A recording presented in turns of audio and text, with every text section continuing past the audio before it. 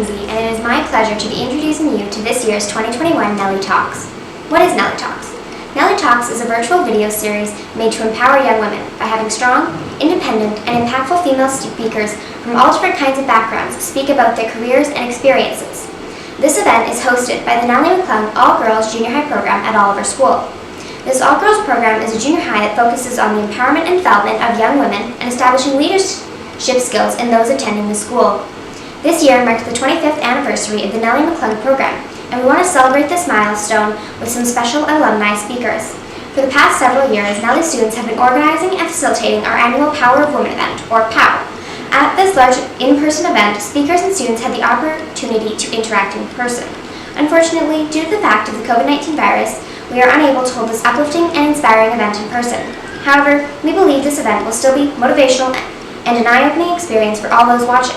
We are honored and thankful to have this opportunity to prepare and host this event, and are proud to say that this event has been primarily created by the Nellie McClung students. However, we would not be able to bring this vision to life without the help from our teachers, staff, and the Nellie L. McClung Educational Society, who helped make this event possible. Without further ado, we would like to present our first speaker in our very first Nellie Talks event.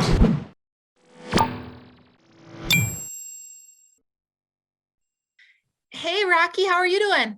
Hey, Janis, nice to see you, like I do every day. Right? Isn't it so exciting to be a part of Nellie Talks 2021? I am cool is thrilled. this? I know, I'm so thrilled to be involved in discussions like this, even though we can't be there in person, which of course we would prefer to do, but this is the next best thing. And Rakhi, who are you for those folks who don't know? Well, I'm Rakhi Pancholi. I'm the MLA for Edmonton Whitemud and the official opposition critic for Children's Services. And who are you? I think everybody knows, but let's hear it. Oh, I'm Janis Irwin. I'm the MLA for Edmonton Highlands Norwood, and I'm the critic for women and LGBTQ2S+ issues. And I know both you and I, Rakhi, we go to a lot of schools and we get to talk to students a lot. Well, in typical times when we're allowed to do so. This year's been a little different. We've been doing a lot of these, right? A lot of Zooms. But I know you and I were chatting about how cool the Nellie McClung Girls Junior High program is. And so what an honor it is for us to be able to answer some questions for them today. Yeah, it's absolutely my favorite part of the job is actually talking to students, and to be able to talk to the Nellie McClung School is fantastic. I hope everyone's having a great day. We're thrilled to be part of this. Thanks for having us. So exciting. Well, hey, you know what? Without further ado, let's get to some of their questions. So Rakhi, the first question that I have for you is, what's it like being a woman in politics?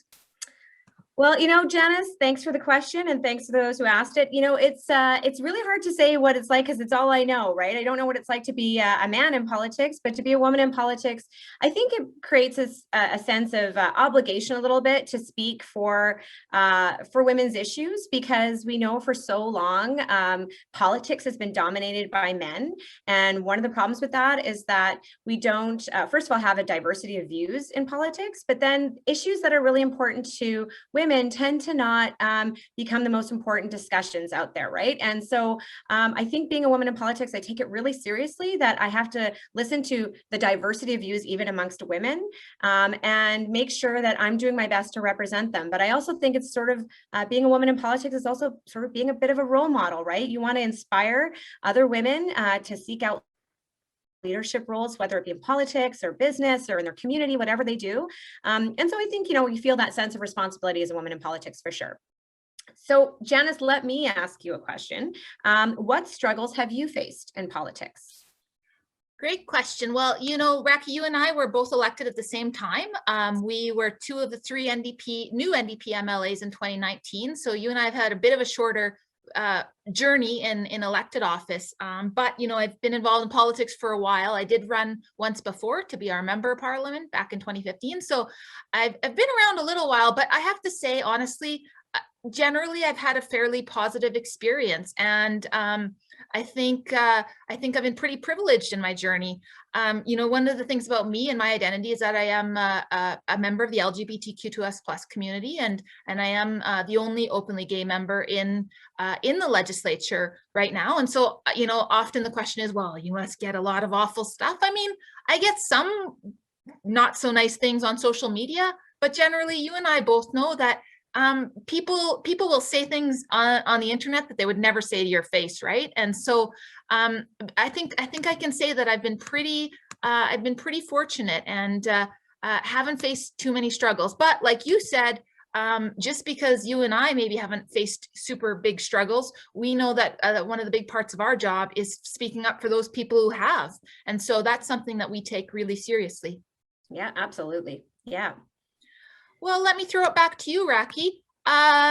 What's it like working in a predominantly male field? And I know you kind of touched on that a little bit, but tell us a little bit more about what it's like, in the legislature and in politics.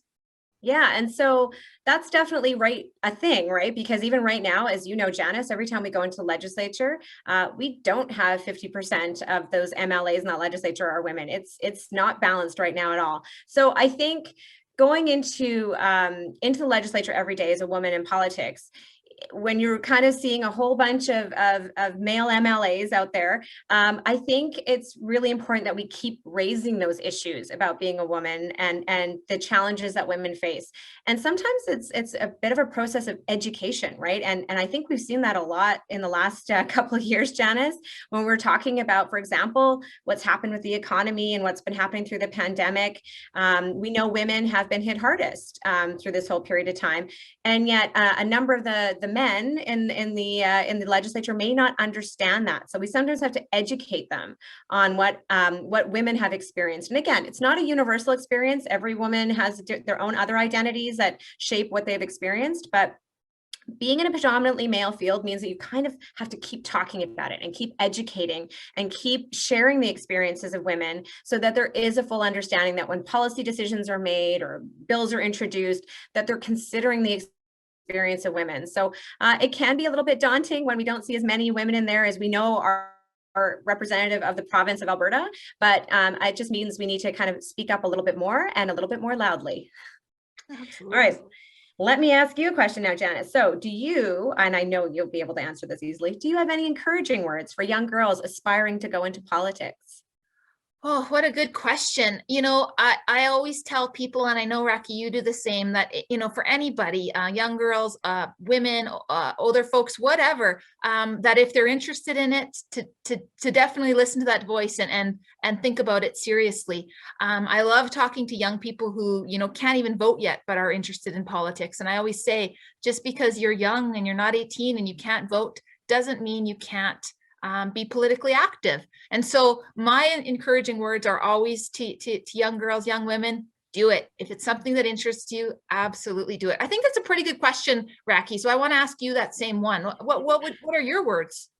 I think I would say own your voice. And just know that what you're experiencing and what you think is important and people want to hear it and you have a right to be heard. So maybe it is politics, maybe it's something different. Maybe it's getting involved as a volunteer or, starting something that is meaningful to your school community or the community at large. But what you have to say matters and it makes a difference. So don't feel shy about expressing it and don't worry that people won't be listening because there's lots of people, you might be saying something that somebody else wants to say and doesn't feel comfortable saying. So own your voice, speak up because that's so important. I love that. Own your voice, use your voice. And that's a really good segue into my next question. Have you ever had any problems making your voice heard? I think anybody who's known me for a long time knows that I have no problem speaking up on issues. I've been doing it since I was a kid, but I definitely have moments of doubt and concern. And one of the things is somewhat ingrained as a woman is that we get nervous about speaking too loudly or too angrily sometimes. And I still have those moments of should I have kind of, oh, maybe I didn't use the right tone of voice, or maybe I was too passionate on an issue. And that was, that's a problem.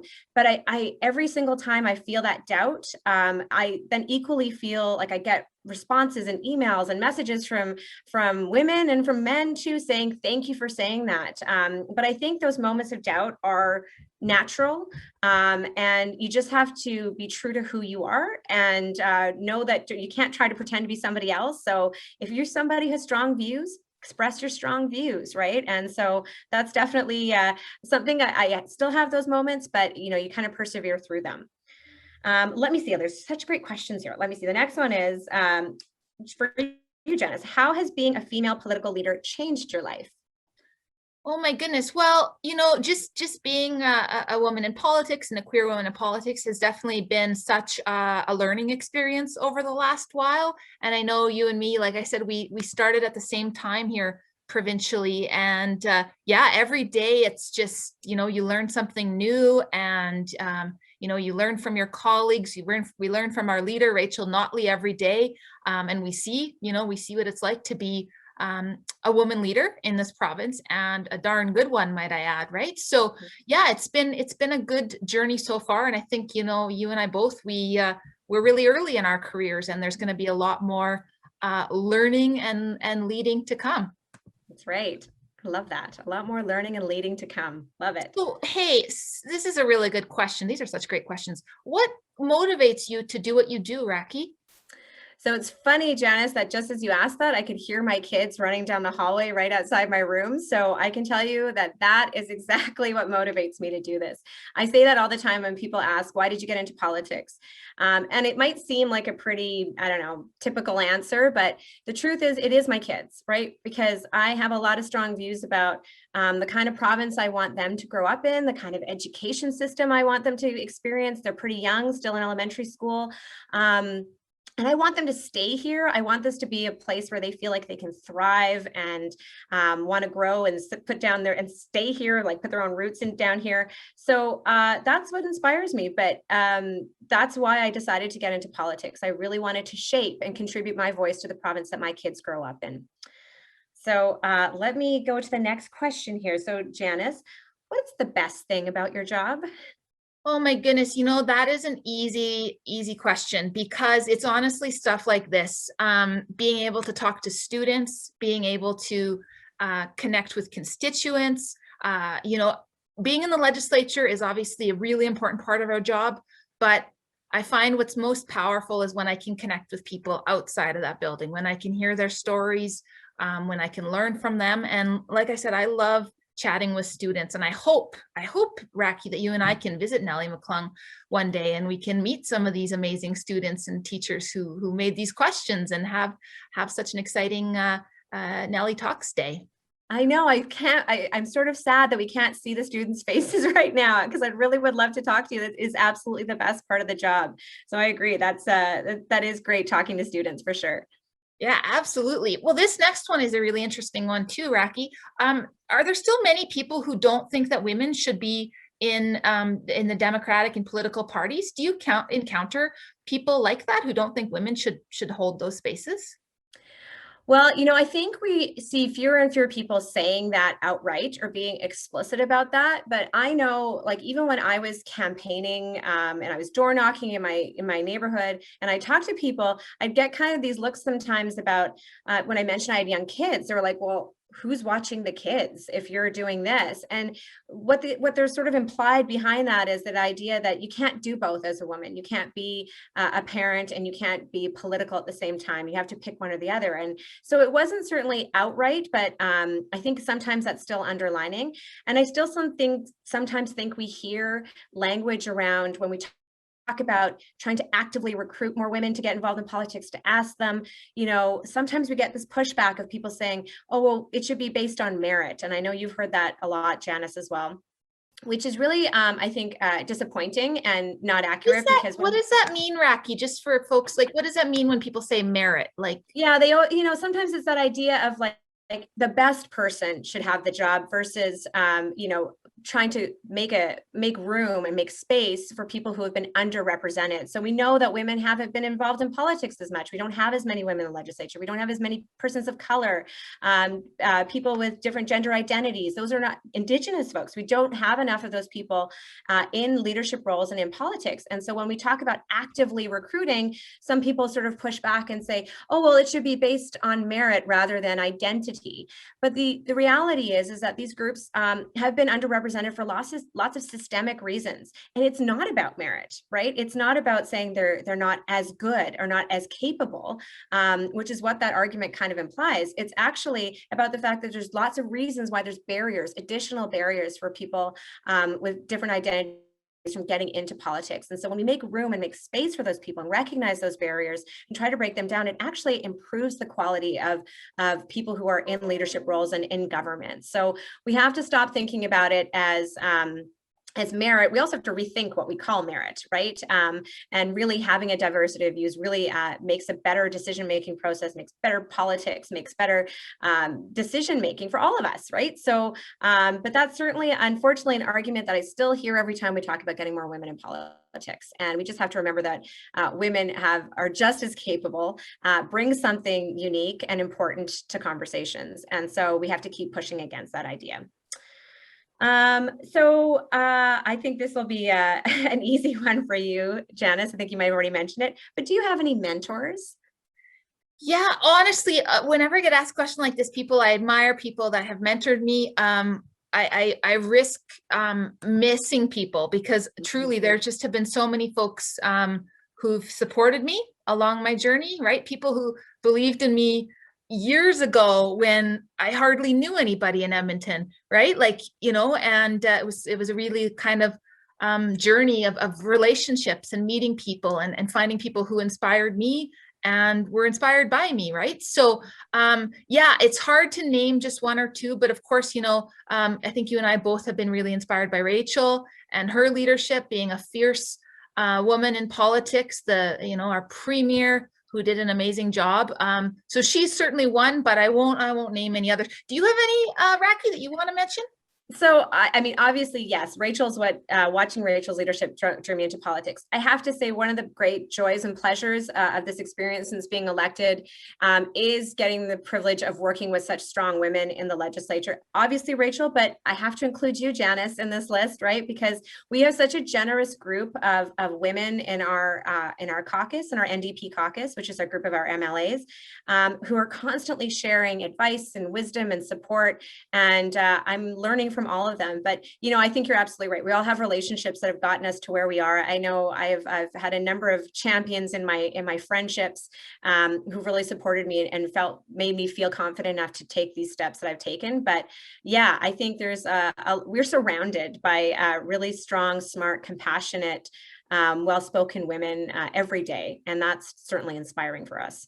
Absolutely. This next question it's asking what education is necessary or beneficial to get into the profession. I think what they're asking is do you have to get into politics, to be an MLA, do you have to have a certain education background? Is there certain qualifications that you need to have? I know you can answer this one, Rakhi. This is actually one of my favorite questions that when I talk to classes that I mention all the time, because there's actually only 3 requirements to be an MLA, right? You have to be a Canadian citizen, you have to be over 18, and you have to live in Alberta. That's really it.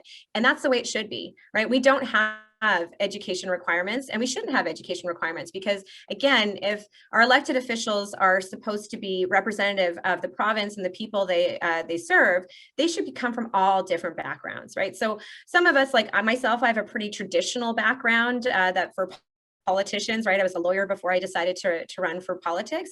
But what I know that I benefit from every single day is that we work with MLAs who have all different kinds of backgrounds, like yourself, Janis, used to be a teacher, right? We have social workers, we have business owners, we have people who worked in farming and real estate, and all of these things are so important because they should reflect the people that we elect. I always say it's less about having a specific educational background and more having certain skills, right? And certain skills are more like, obviously you have to be pretty comfortable speaking on the fly, and being able to debate issues, just sort of having an idea of your opinion and ways to back it up. I also think the number one quality that every politician has to have is empathy. We really you're elected to represent thousands of people. You have to be able to get outside of your own experience and understand what other people are living. And that's probably, I think, the most important quality for a politician. You have to have empathy because if you can't do that, then you're actually not being a strong representative for the people that you're serving. So, yeah. Let me ask you, Janis, is there sexism towards women that want to run? Yeah, you and I both, Rakhi, spend a lot of time talking to women and gender diverse folks who are interested in getting involved in politics. And, it would be it would be wrong to say that there aren't those issues that women face, right? Women face sexism. Racialized women will face potentially racism and sexism. Queer folks might experience homophobia or transphobia. Absolutely. And a big part of that is because traditionally for too long, we have had, legislatures and parliaments that are mostly white and mostly male. And so that's shifting a little bit. But as we talked about, there's a lot of work still to be done. And a big part of that is what we're focused on is making sure that in that next election, we have some amazing women running for office so that, when the NDP is elected in 2023, we'll look around that legislature and we'll see Alberta reflected, because, we know that, the students at Nellie McClung that are watching this, it's important to see yourself represented in politics, right? So we're going to do all we can to kind of battle that sexism and that racism and that homophobia and all those things. But we know that there's still work ahead. Yeah, that's right. Absolutely. Oh my goodness, we're almost done. We've just got a few questions left. Rakhi, what led you to want to run? Well, I talked a little bit about my kids already, but I think, one of the things that really inspired me to run when I did in 2019, I was a mom of 2 young kids at that time, and I was experiencing challenges with childcare and balancing my work. And I remember watching Rachel as Premier bring forward the first kind of affordable universal childcare program that this province has ever seen. And it just really, for me, that was a moment where I realized, this is a government that really gets the challenges that women face. And so that was really what inspired me to run for the NDP. What led me to run was really, and we talk about this a lot for women in politics, is that I was asked to run. And I don't know that I would have put my name forward at that time if it wasn't because somebody else had seen something in me or knew a little bit about me and asked me to run. And so that sometimes is what the push, and it's true, it seems to be, the evidence suggests that women need to be asked more than men. Men sometimes will just put their hands up, but women have to be asked. So that's why I know you, Janis, and myself, and so many of our other colleagues actually make it part of our job to ask women to run, to do that same thing, is to find strong advocates on issues they care about who've been, really passionate about things, and say, hey, have you ever thought about maybe running for politics? Because sometimes that's exactly what, some women need to just take that extra step.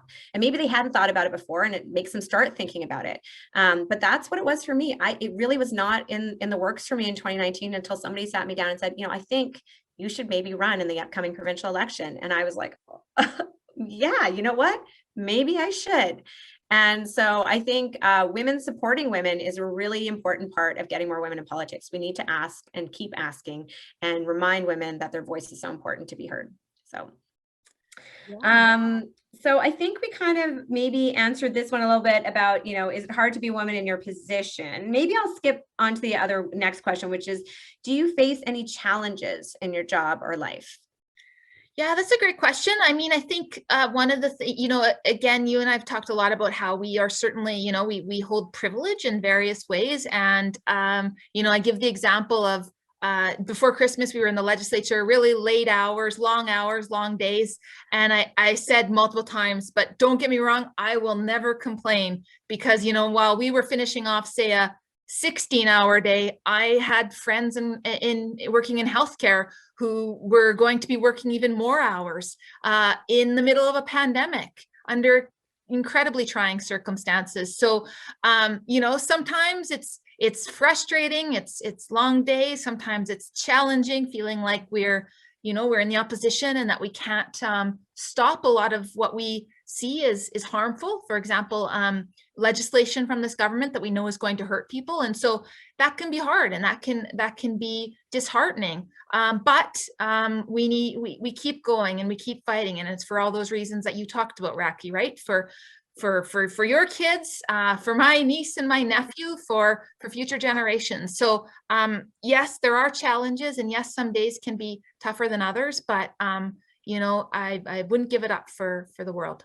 I sometimes think the hardest part is if you have that empathy, right? Because If you're an empathetic person in this role, you hear how other people are being challenged and the experiences they're facing. And it's been a tough year, right? It's been a really tough year for so many people. And, I won't discount the fact that, when you really care about people, hearing that they're struggling is hard, but that's what also drives you and motivates you to keep doing it. And when you know that they're sort of counting on you to be their voice, to amplify their voice, that's what keeps you going. But it can be hard to hear so many people are struggling, and when you want to help and there's limitations on what you can do to help. Yeah. So where are we on the questions? Maybe you'll ask one now, Janis. Yeah. What was the hardest part of getting to where you are today? Oh, the hardest part, I think you said it right, Janis, when you said, like, we do have enormous privilege. I've been quite fortunate to have, the ability to have a family and lots of friends to support me. I think the challenge part was maybe around knowing when it was time to do this, right? Like, the biggest challenge is sort of, to some extent, having the confidence and ability to see that you can do this, and knowing when you're doing it right or doing it well. But to get to sort of, that journey can be different for every person depending on the supports they have in place. I think right now the biggest challenge is simply just balancing wanting to still be an effective voice, amplifying other people's voices. And I still have a young family at home, right? And I still want to be a very present parent and partner to my husband, because he's really the thing that makes things go in my house, because I can be quite busy. So making those balances and finding time to take care of myself through this process has been a challenge, and I'm learning. And as you said, we've only been elected for 2 years, but we've got a long career ahead of us. So learning how to balance all of those things in a way that makes you feel effective in your job, but also you're taking care of yourself. And our own mental health is important as well, right? So those definitely are challenges. So let me ask you, I think this is our last question, Janis. Are there any people who do not believe that you should be in this position? And if so, how do you deal with that? Whew. Well, yeah, I mean, I think there are some folks who would prefer, in my case, that an openly gay MLA would not be in the legislature. And maybe in your case, an outspoken racialized woman. I don't want to speak for you, but there's people that are hateful and don't think that we should be able to represent Albertans. But luckily, those people are few and they are in the minority. And, every day we are reminded of just the Albertans that we're fighting for and of, their stories. And we both have, lots of support in all parts of this province. And that's what keeps us going. And the hope that we know that we can keep working together to build a better province. Yeah, absolutely. So I think that kind of wraps up the questions we were asked from the wonderful students at Nellie. But we really, like we said, we just wish that we could be there in person and engage with you directly. And we've answered the questions here, but I'm sure you have a lot more. And I know, Janis, you've always made yourself very open and available for any young person who wants to chat about politics or our job. And I equally make that invitation out to all of you. I think these conversations are so important because we need to support each other and build each other up. And we're all better off when that happens, right? We're all better off when there's more voices, more diverse voices advocating for each other. So I just want to express my thanks to the students at Nellie McClung School for inviting us to be part of this conversation and for having this conversation, and extend my invitation to all of you to reach out anytime that you have questions or concerns, because that's how we do our job well, is when we hear from you. Absolutely. And you can see our names there. So don't hesitate. There's mine, Rakhi. You can see hers. Don't hesitate to search us, look us up, send us a message, whatever we can do to help. Thank you, Nellie McClung. What an honor to be able to speak with you. I'm so excited to hear that Nellie Talks is such an inspirational program, and we are just honored to be able to play a tiny part of it. So thanks, everybody. Yeah, Rakhi, this was fun. This was fun. Nice to see you again, Janis. Yeah, you too. I'll see you Monday, I guess. See you Monday. Bye, everyone. Thanks for having us.